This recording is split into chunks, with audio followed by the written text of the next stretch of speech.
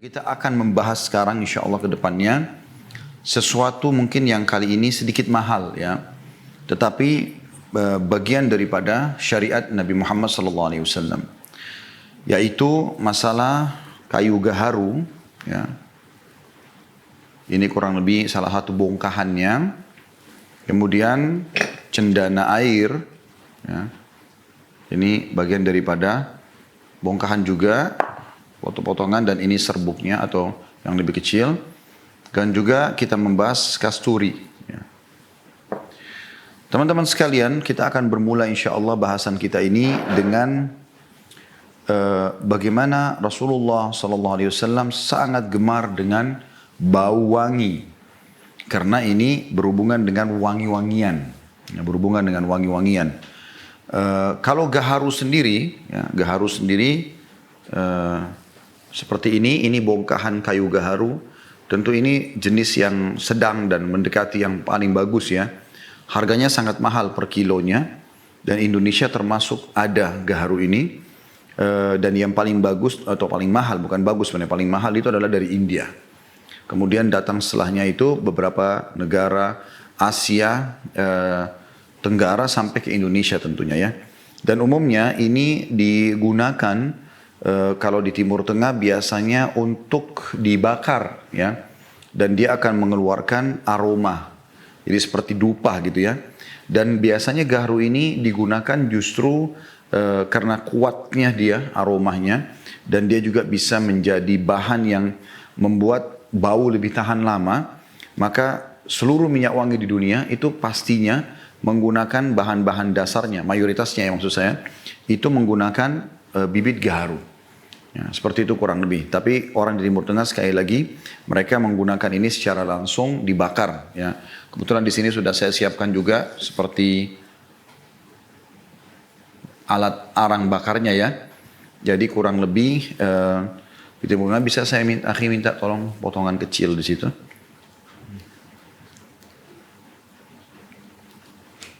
Atau oke sudah, tidak apa-apa, tidak masalah ini. Ini coba saya patahkan insya Allah. Ya, ini bagiannya, contoh saja. Biasanya di Timur Tengah ini langsung ditaruh di arang ya, seperti ini. Anda bisa potong lebih kecil lagi. Dan dia akan mengeluarkan aroma, asap dan ada aromanya ya. Nah, perlu Anda tahu, jadi ini begitu ditaruh saja sedikit, sudah sangat wangi ya. Saya udah dapat mencium bau wanginya. Dan ini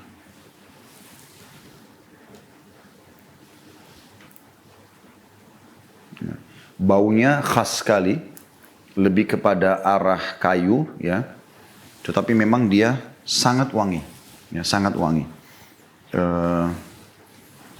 Bismillah.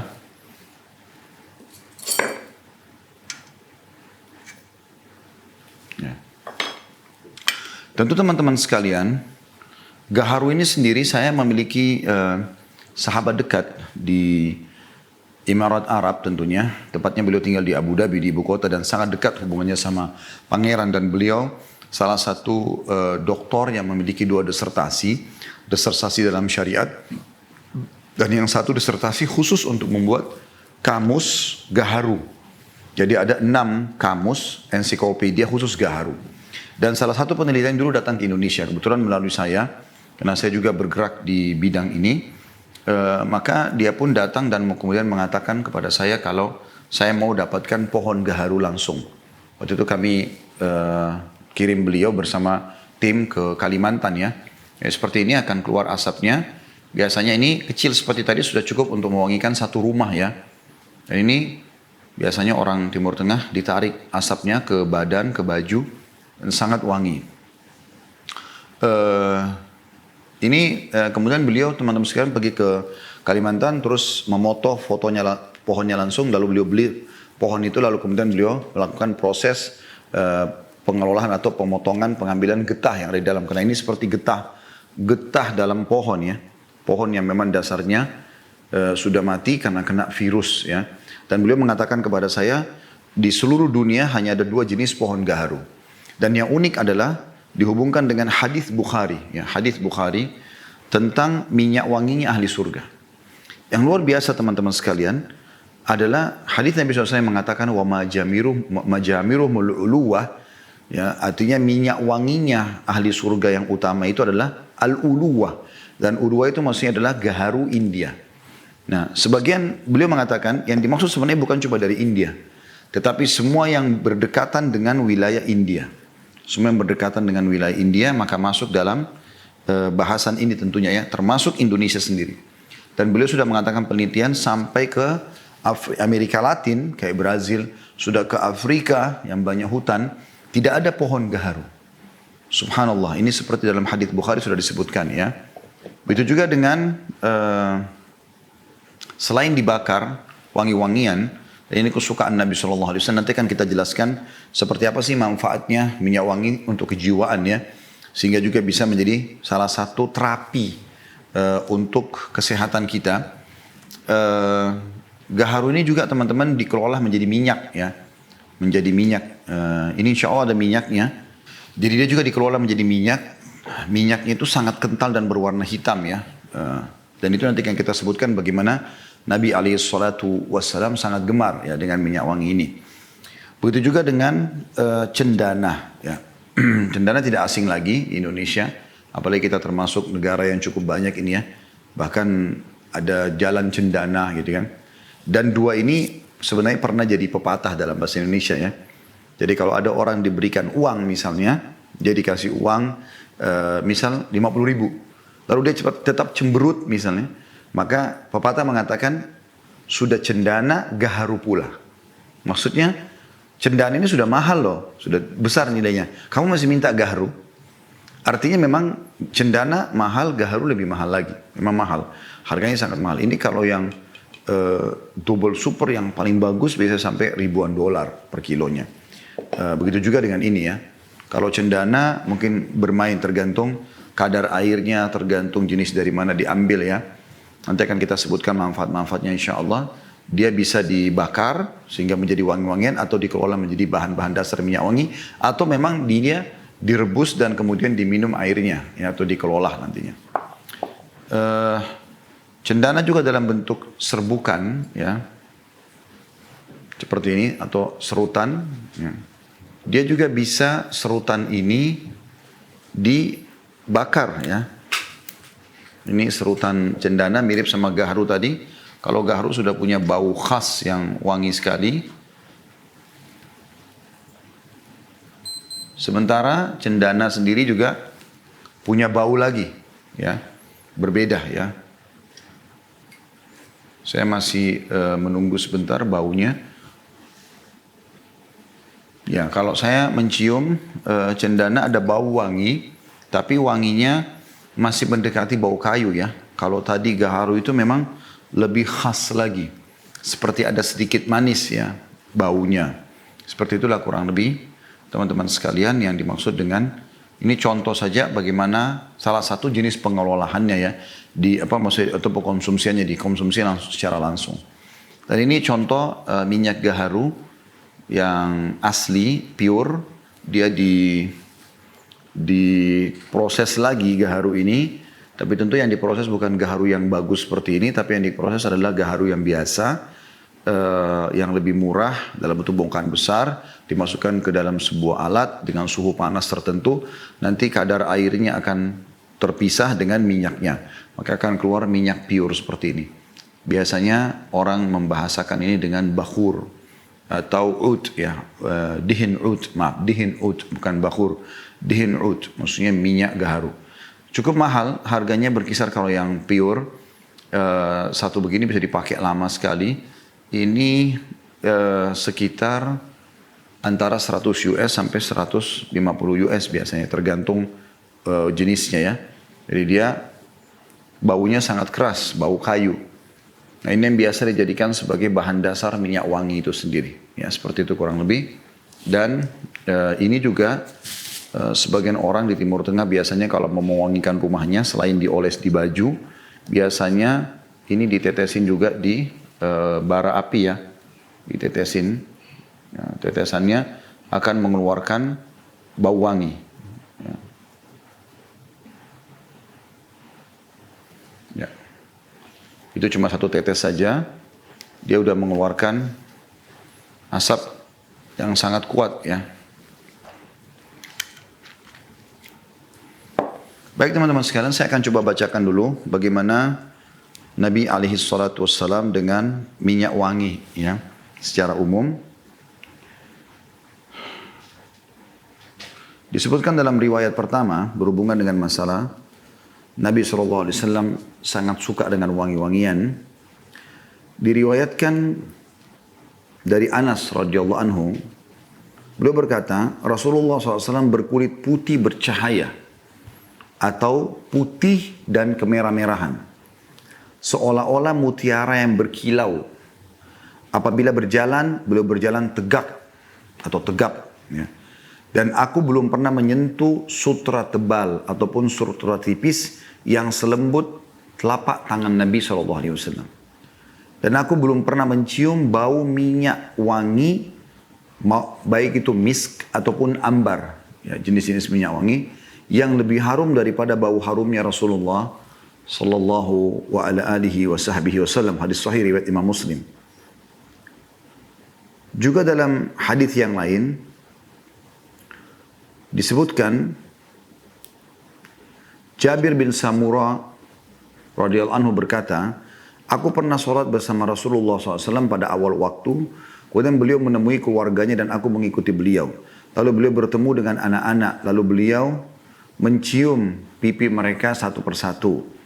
Jabir berkata, dan adapun terhadapku, beliau mengusap pipiku juga. Maka aku merasakan tangan beliau terasa dingin atau harum, seakan-akan beliau baru mengeluarkannya dari tempat minyak wangi. Jadi sampai tangan beliau sallallahu alaihi wasallam wangi, badan beliau semuanya wangi. Karena sukanya dengan minyak wangi alaihi salatu wassalam, dari kepala sampai kaki beliau selalu bubui dengan minyak wangi. Sampai-sampai disebutkan dalam sebuah riwayat juga, dan ini semua adalah riwayat-riwayat yang sahih, dari Muhammad bin Ali, ia berkata, aku bertanya kepada Aisyah, apakah Rasulullah SAW menyukai parfum? Yang menjawab, iya, dengan minyak wangi misk dan ambar, atau minyak wangi yang paling bagus, ya, beliau menyukainya. Sementara misk sendiri itu diistilahkan dengan seluruh minyak wangi yang beraroma manis, bersahaja dan menyejukkan. Sementara, ya, masuk dalamnya juga kasturi tentunya, sebagaimana nanti akan kita sebutkan masalah kasturi ya. An-Nasai juga meriwayatkan bahwasanya Rasulullah SAW sangat suka dengan misk. Artinya bau yang manis, yang sejuk ya. Gitu. Kemudian Nabi SAW bersabda, yang terbaik dari wangi kalian adalah yang wangi, yang manis dan menyejukkan atau misk tadi. Jadi Nabi SAW juga bersabda dalam sebuah hadis yang mulia riwayat An-Nasai, dicintakan dunia kalian ini kepadaku karena ada wanita dan minyak wangi. Dan dijadikan kesejukan mataku di dalam sholat. Maksudnya ada istri yang disayangi, ada ibu yang dibakti, ada saudari yang dilindungi, ya, ada anak perempuan yang dicintai. Kemudian juga minyak wangi. Dalam beberapa riwayat dinukil bahwasanya baginda Nabi alaihi salatu wassalam saking senangnya dengan minyak wangi, sampai-sampai beliau pernah meneteskan minyak wangi yang dari kepalanya menetes minyak wangi itu jatuh. Jadi saking banyaknya. Dan bagaimana para sahabat memberikan kesaksian kalau Nabi alaihi salatu wassalam lewat atau bersalaman, maka ditemukan bau yang sangat wangi. Bau yang sangat wangi. Diceritakan dari Azra bin Thabit al-Ansari radhiyallahu anhu, dia berkata, telah menceritakan kepadaku Thumamah bin Abdullah dari Anas radhiyallahu anhu majma'in, bahwa dia pernah menolak pemberian minyak wangi, dan dia mengira bahwasanya Nabi SAW tidak menolak minyak wangi. Anas tidak pernah menolak minyak wangi, dan beliau berkata bahwasanya Nabi SAW tidak pernah menolak pemberian minyak wangi. Hadis sahih riwayat Bukhari. Juga telah diceritakan dari Al-Hasan bin Ali, dari Harun bin Abdullah secara makna, bahwasanya Abdurrahman Al-Mukri menceritakan kepada mereka dari Sa'ad bin Abu Ayyub, dari Ubaidillah, dari Abu Ja'far, dari Al-A'raj, dari Abu Hurairah radhiyallahu anhu, beliau berkata, Rasulullah SAW bersabda, barang siapa yang ditawari minyak wangi, janganlah menolak, karena minyak wangi itu enak aromanya dan ringan untuk dibawa. Ibnu Qayyim mengatakan wangian memiliki khasiat bahwa para malaikat sangat menyukainya, sementara syaitan-syaitan amat membencinya. Bau wangi adalah makanan ruh, sementara ruh itu sendiri adalah pusat stamina. Maka stamina juga meningkat melalui wewangian. Perhatikan ini yang menyebabkan kita bahas ya. Jadi salah satu penyebabnya adalah karena dengan adanya aroma wangi, maka itu akan ya menyentuh pusat stamina ruh kita, dan stamina juga meningkat melalui wangi-wangian.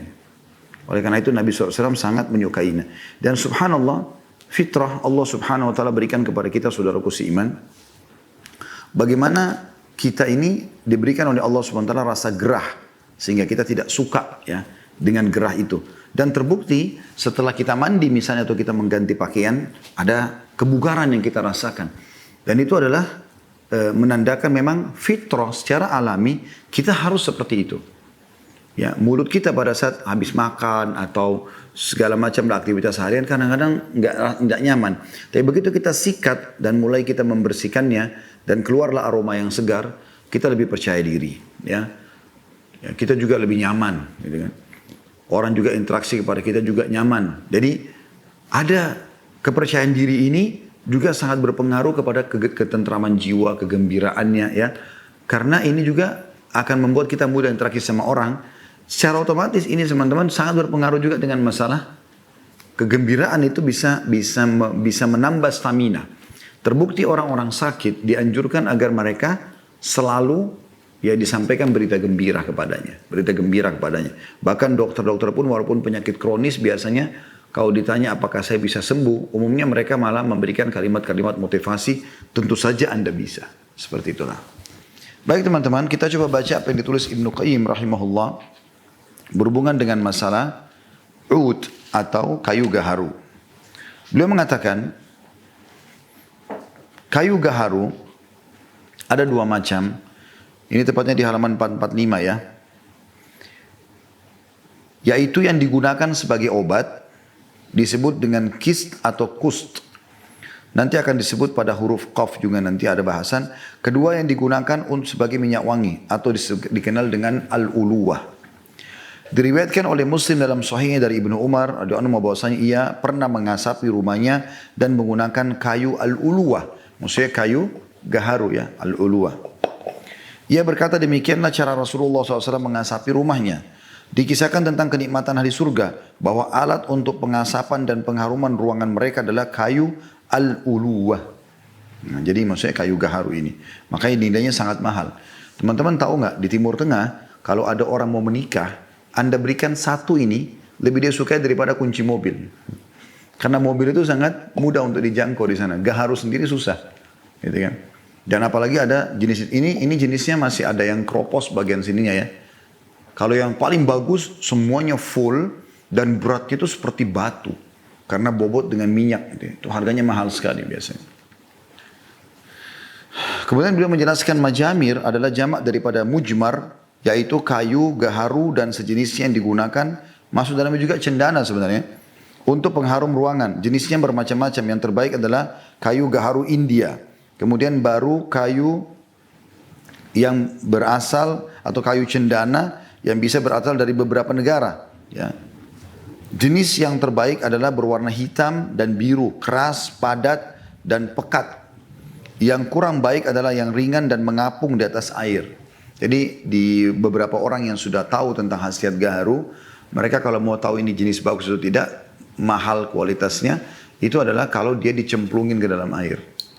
Kalau dicemplungin ke dalam air, kemudian dia berat, bobotnya tenggelam ke dalam air, maka itu dianggap yang paling bagus. Ibnu Qayyim rahimahullah sudah menyebutkan dalam buku beliau sekian ratus tahun yang lalu ya. Kata beliau, ada yang berpendapat bahwa gaharu adalah pohon yang ditebang lalu dipendam ke dalam tanah. Maka pengurai tanah akan memakan bagian yang tidak berguna dari kayu itu, sehingga yang tersisa adalah kayu wangi dan tidak bisa termakan tanah. Bagian kulitnya yang tidak wangi pun akan membusuk dan terlepas.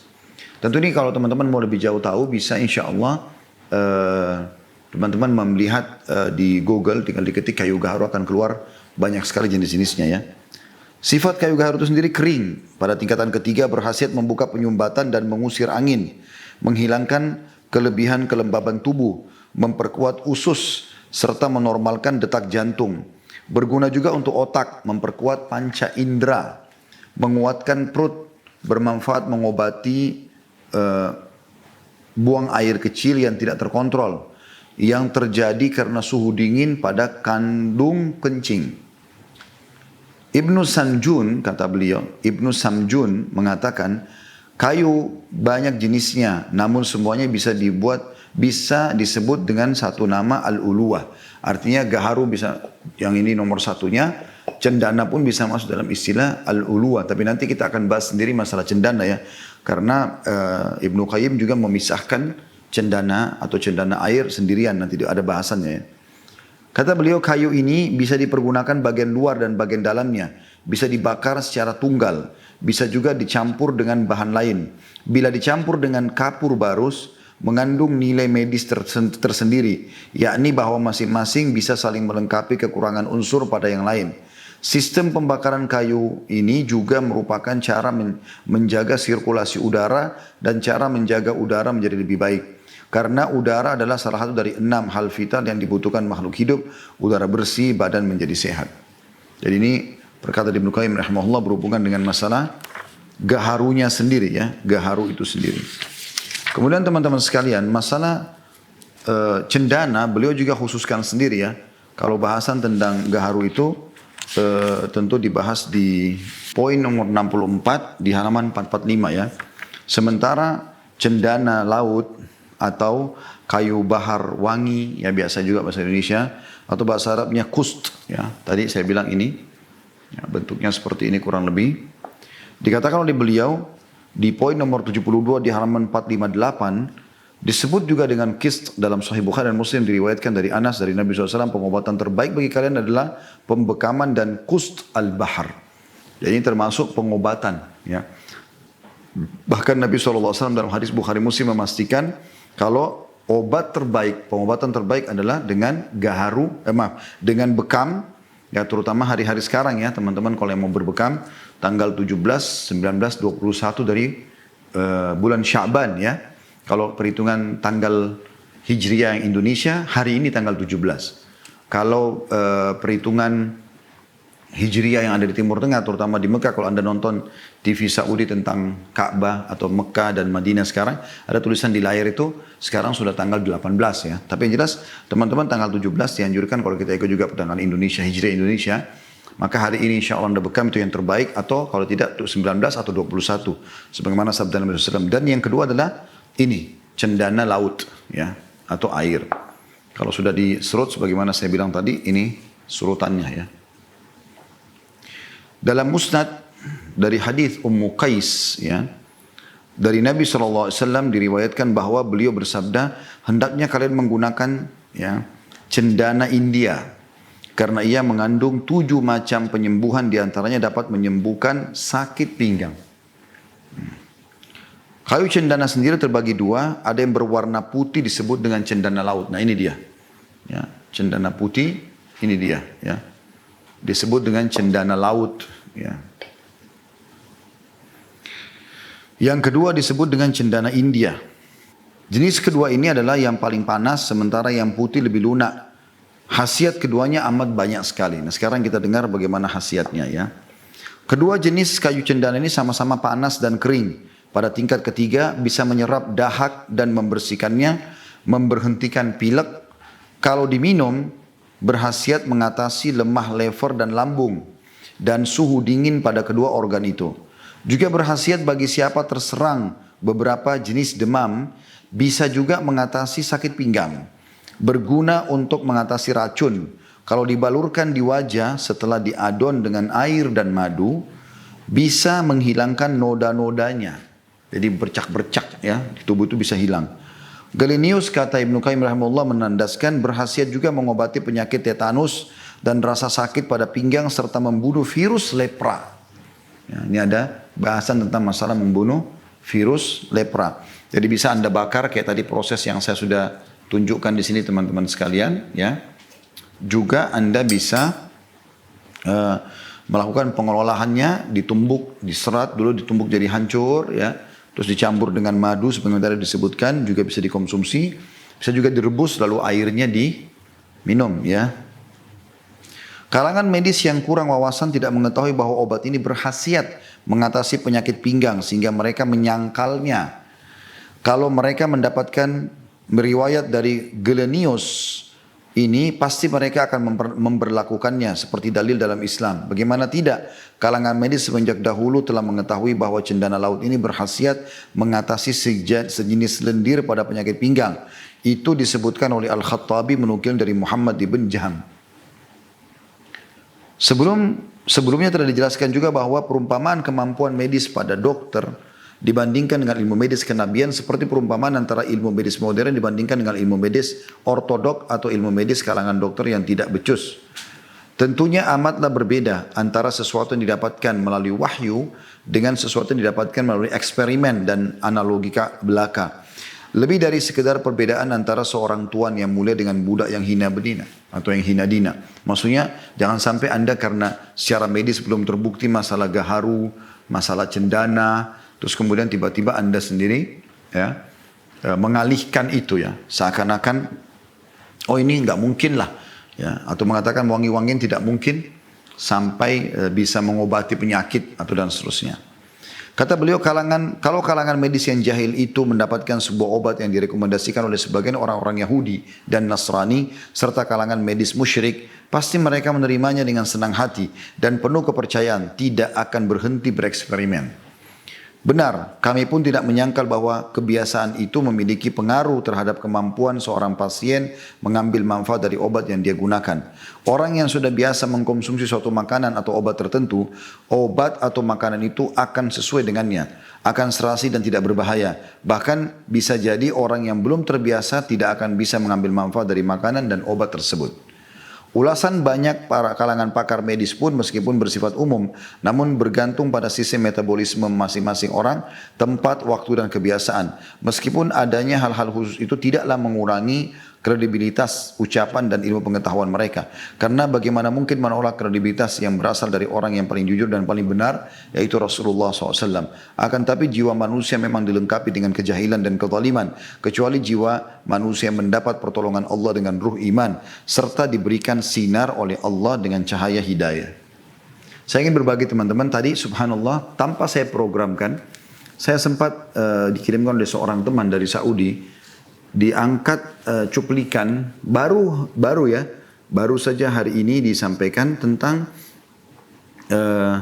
sebuah lembaga penelitian Tibbun Nabawi atau pengobatan Nabawi di Madinah, ya, itu mengadakan atau menemukan bahwasanya qust Hind atau ini ya gaharu ataupun bisa cendana ya dua-duanya itu sangat efektif untuk mengobati corona di zaman sekarang dan juga mengatasi semua jenis macam-macam hal-hal yang tidak diharapkan atau tidak diinginkan dari penyakit-penyakit kronis ya, seperti itulah. Jadi ini disebutkan ada, subhanallah disebutkan namanya, sebentar saya lihat dulu. Ya, jadi beliau ini adalah ketua penelitian pengobatan Nabawi di Madinah ya. Dan dia menyebutkan kalau sudah ditemukan obat untuk corona, seperti itulah. Dan yang dia fokus, mereka membahas tentang bagaimana qust Hind ini atau gaharu ya, dan cendana ini bisa mengobati SARS pada saat keluar dulu ya. Salah satu dari sepupu corona ya, seperti itulah. Dan itu sudah terbit buku di Madinah Munawwarah dan ini sudah cetakan yang kesekian kali dan sekarang kembali diangkat lagi. Dan itu ada cuplikan linknya, tapi sayangnya dalam bahasa Arab ya. Cuman saya akan coba kirim ke teman-teman tim insya Allah.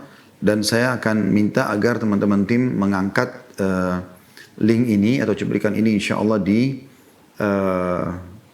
medsos kami. Walaupun belum diterjemahkan, kita berharap tentunya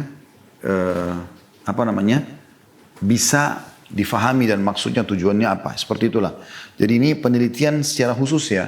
Bagaimana memang ditemukan ya dalam pengobatan kedua benda ini itu sangat besar sekali pengaruhnya pada stamina dan juga pengobatan ya. Sebagaimana dikatakan oleh Ibnu Qayyim rahimahullah tadi.